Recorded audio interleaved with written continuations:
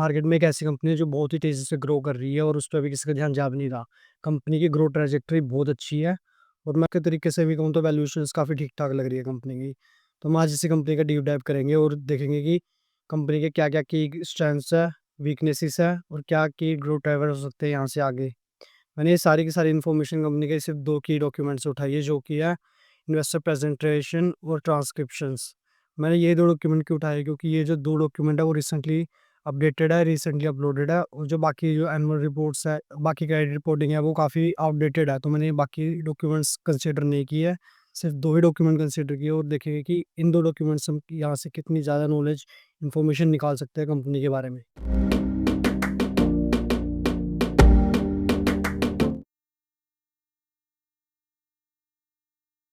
Company का नाम है हिंदुस्तान फूड लिमिटेड। कंपनी 1988 में स्टार्ट हुई थी और कंपनी में कॉन्ट्रैक्ट मैन्युफैक्चरिंग बिज़नेस में ऑपरेट करती है। कंपनी के पास 2 साल से भी ज़्यादा एफएमसीजी प्रोडक्ट्स का एक्सपीरियंस है और कंपनी बहुत ही ज़्यादा अभी एक्सपेंशन पे फोकस कर रही है, अपनी कैपेसिटी बढ़ा रही है और ज़्यादा से ज़्यादा सेगमेंट्स में डाइवर्सिफ़ाई करने की कोशिश कर रही है। तो ये हुआ कंपनी का इंट्रोडक्शन। अब हम यहाँ से कंपनी की स्ट्रेंथ्स के ऊपर बात करते हैं। कंपनी की फर्स्ट की स्ट्रेंथ आती है HFS FY25 financial milestone. Company ने इस साल FY25 में एक मेजर माइलस्टोन अचीव किया है। कंपनी ने टोटल पैट 100 करोड़ से ज़्यादा का रिकॉर्ड किया है। अगर हम FY25 का ओवरऑल पैट देखें तो 110 करोड़ है, जो कि ओवरऑल 18% की जंप है year on year. Next point आता है robust revenue and EBITDA growth. FY25 में कंपनी ने ओवरऑल रेवेन्यू 3579 और एबिटा 308 करोड़ का रिपोर्ट किया है। ये अगर ईयर ऑन ईयर देखें तो 30% और 34% की जंप है। वियर सेगमेंट में वर्किंग कैपिटल बढ़ने के बावजूद भी कंपनी ने एक अच्छा cash flow from operation report किया है, जो कि है 114 करोड़ का और कंपनी का डेट टू इक्विटी रेशियो भी देखें वो भी है सिर्फ 0.79% का। ये काफ़ी अच्छा डेट टू इक्विटी रेशियो है अगर ओवरऑल कंपनी की ग्रोथ देख के अगर हम कंपेयर करें तो। इसमें आता है dedicated manufacturing ensures bottom line stability. Company का जो डेडिकेटेड मैन्युफैक्चरिंग सेगमेंट है उससे कंपनी के एबिटा मार्जिन्स काफ़ी हद तक स्टेबल रहते हैं और ये कंपनी को इकोनॉमिक फ्लक्चुएशन से बचाता है। अगर कंपनी में कोई भी रेवेन्यू चेंजेस हो उसका इम्पैक्ट इसके नेट प्रॉफिट्स में, कंपनी के प्रॉफिट्स में नहीं पड़ता है और कंपनी ने अपने डेडिकेटेड मैन्युफैक्चरिंग सेगमेंट में कोई भी कस्टमर लूज़ नहीं किया पिछले 20 ईयर्स में। तो ये कंपनी की एक क्रेडिबिलिटी और रेपुटेशन शो करता है। इसमें आता है hybrid anchor tenant model for guaranteed capacity. Hybrid model anchor tenant company implement कर रही है अपने न्यू यूनिट्स में। इसमें एचएफएल अपने कस्टमर्स को एक प्रॉपर कैपेसिटी गारंटी अलाइन कर देता है। उसके अलावा अगर कस्टमर जितना मर्जी कैपेसिटी यूटिलाइज़ करे वो ओवरऑल कस्टमर के ऊपर होता है। एचएफएल ने अपने तीनों plant ice cream plant including newer one इसमें ये एग्रीमेंट को इम्प्लीमेंट किया है।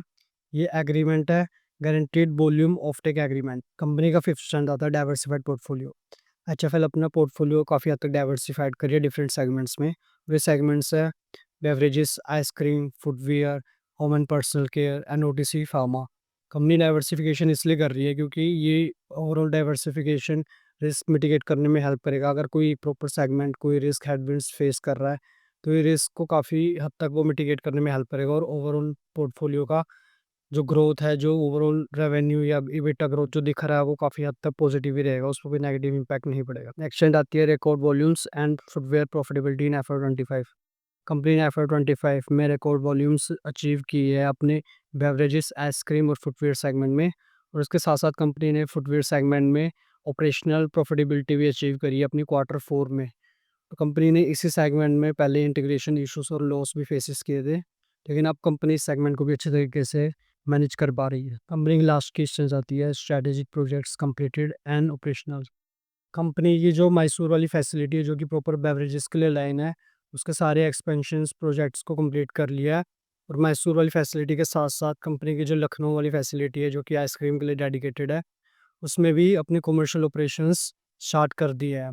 इसके साथ-साथ जो कंपनी की बद्दी वाली फैसिलिटी है उसमें भी कंपनी ने रिकॉर्ड मंथली प्रोडक्शन अचीव किया है और इस कंपनी की जो भी पेंडिंग रेगुलेटरी अप्रूवल्स है वो भी कंपनी ने सारे सिक्योर कर लिया है।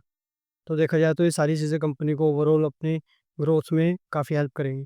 अब तक तो हमने कंपनी की स्ट्रेंथ्स के बारे में बात की, अब यहाँ से थोड़ा कंपनी के वीकनेसेस के बारे में बात कर लेते हैं कि कौन सा भी मेजर वीकनेसेस है जो कंपनी फेस कर रही है जिसकी वजह से कहीं न कहीं कंपनी के ग्रोथ ड्राइवर्स पे भी उनका इम्पैक्ट पड़ सकता है।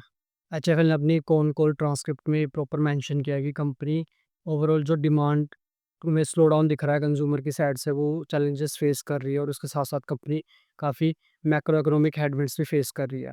जो अभी रिसेंटली अप्रैल और मई का मंथ अभी गया है, उसमें भी कंपनी ने कहा है कि यहाँ पे भी कोई कंजम्पशन में इम्प्रूवमेंट नहीं दिखी है और they also stated that they are still not out of the woods regarding the consumption scenario. इन्होंने जिस लेवल का एक्सपेंशन सोचा था अपने फुटवियर सेगमेंट में, कंपनी उस लेवल का एक्सपेंशन नहीं कर पाई है।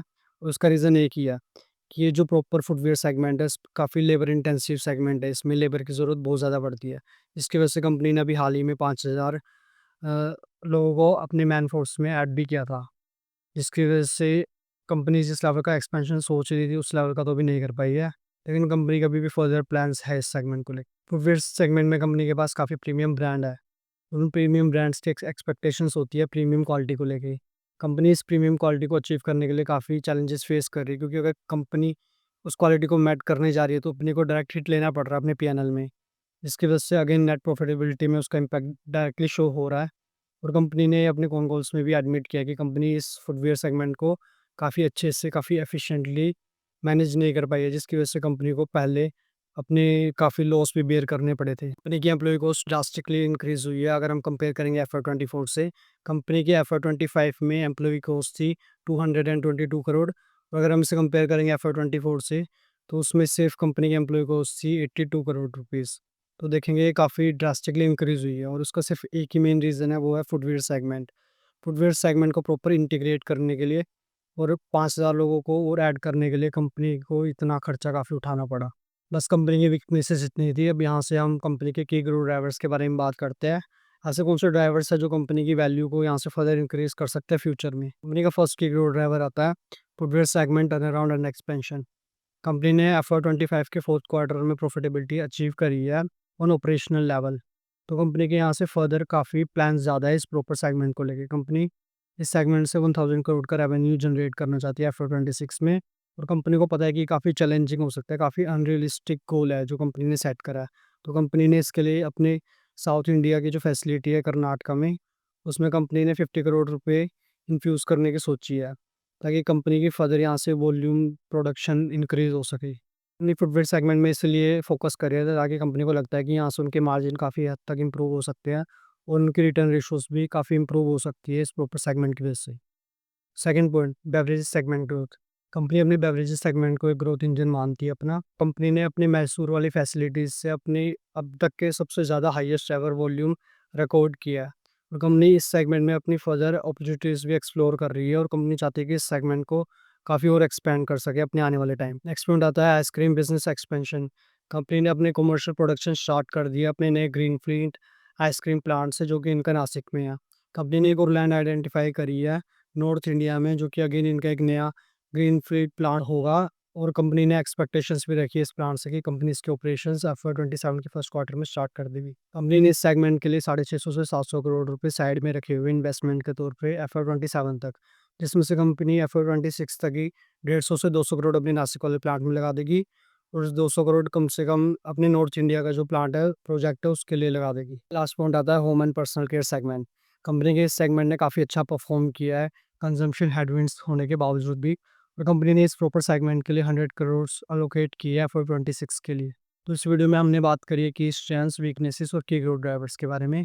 कंपनी के जो बाकी के जो मैट्रिक्स है, जैसे कि share holding patterns, dividend policy और अदर फाइनेंशियल मैट्रिक्स, वो मैं कंपनी की हो सकता है अगली वाली वीडियो में डिस्कस करूँ, जिससे कि आपको कंपनी का ओवरऑल एक ओवरव्यू पता लग जाएगा।